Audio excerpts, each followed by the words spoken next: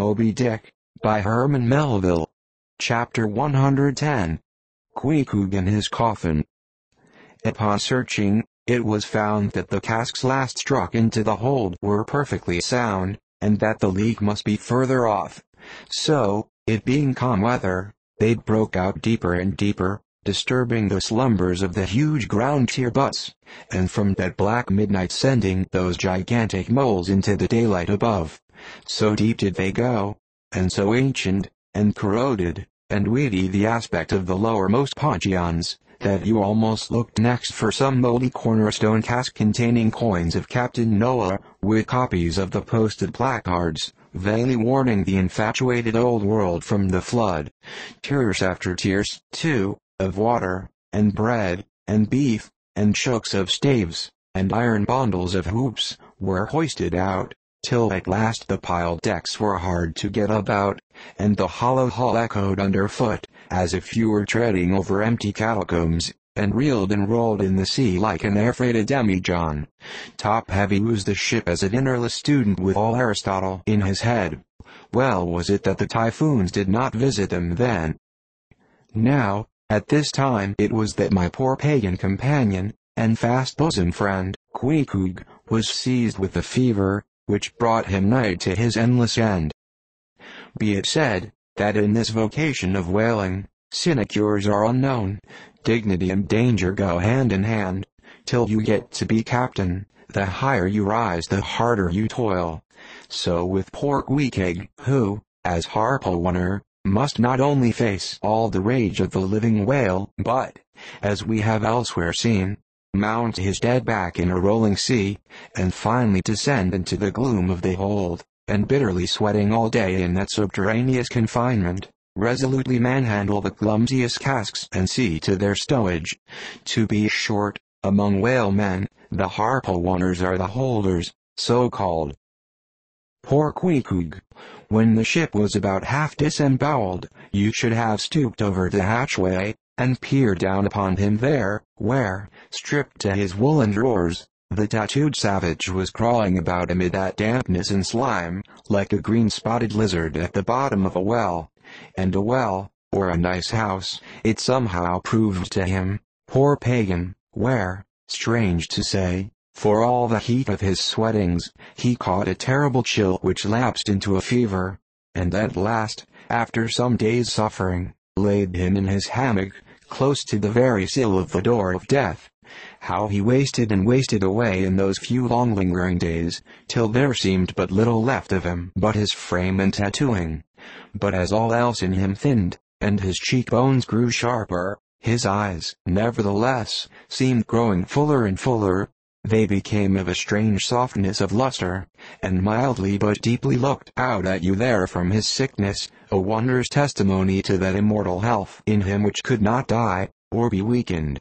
And like circles on the water, which, as they grow fainter, expand, so his eyes seemed rounding and rounding, like the rings of eternity, and awe that cannot be named would steal over you as you sat by the side of this waning savage, and saw as strange things in his face, as any beheld who were bystanders when Zoroaster died. For whatever is truly wondrous and fearful in man, never yet was put into words or books. And the drawing near of death, which alike levels all, alike impresses all with a last revelation, which only an author from the dead could adequately tell. So that, let us say that again, no dying Chaldee or Greek had higher and holier thoughts than those, whose mysterious shades you saw creeping over the face of poor Queequeg, as he quietly lay in his swaying hammock, and the rolling sea seemed gently rocking him to his final rest, and the ocean's invisible flood tide lifted him higher and higher towards his destined heaven.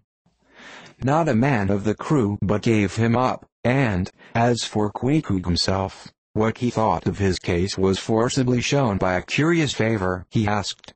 He called one to him in the grey morning watch, when the day was just breaking, and taking his hand, said that while in Nantucket he had chanced to see certain little canoes of dark wood, like the rich warwood of his native isle, and upon inquiry, he had learned that all whalemen who died in Nantucket were laid in those same dark canoes, and that the fancy of being so late had much pleased him, for it was not unlike the custom of his own race, who, after embalming a dead warrior, stretched him out in his canoe, and so left him to be floated away to the starry archipelagos.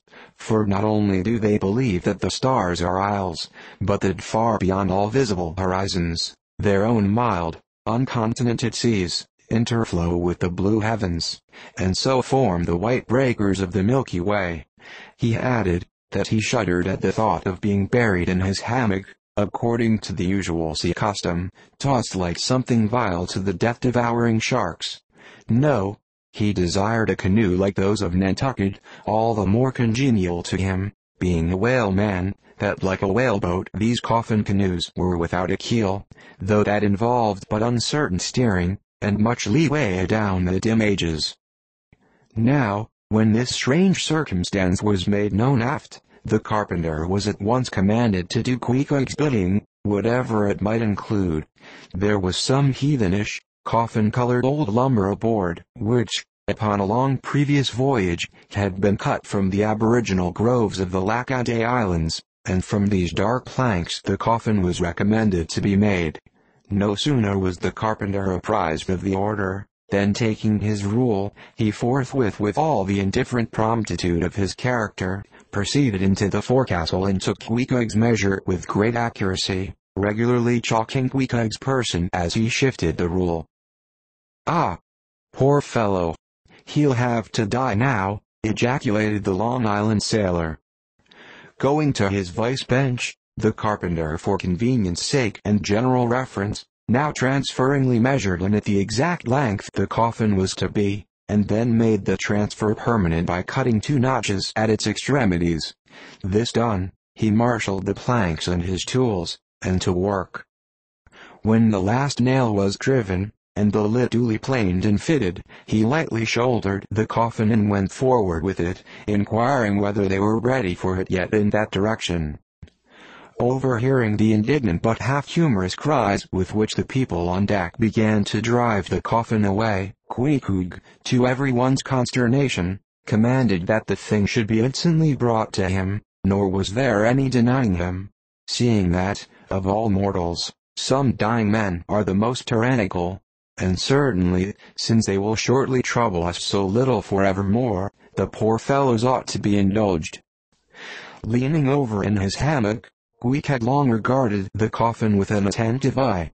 He then called for his harpoon, had the wooden stock drawn from it, and then had the iron part placed in the coffin along with one of the paddles of his boat. All by his own request. Also, biscuits were then ranged round the sides within, a flask of fresh water was placed at the head, and a small bag of woody earth scraped up in the hold at the foot, and a piece of sailcloth being rolled up for a pillow. Queequeg now entreated to be lifted into his final bed, that he might make trial of its comforts, if any it had. He lay without moving a few minutes, then told one to go to his bag and bring out his little god, Yojo. Then crossing his arms on his breast with Yojo between, he called for the coffin lid, hatch he called it, to be placed over him. The head part turned over with a leather hinge, and there lay Queequeg in his coffin with little but his composed countenance in view. "May it will do. It is easy," he murmured at last, and signed to be replaced in his hammock. But ere this was done, Pip, who had been slightly hovering nearby all this while, drew nigh to him where he lay, and with soft sobbings, took him by the hand, in the other, holding his tambourine. "Poor rover! Will ye never have done with all this weary roving? Where go ye now?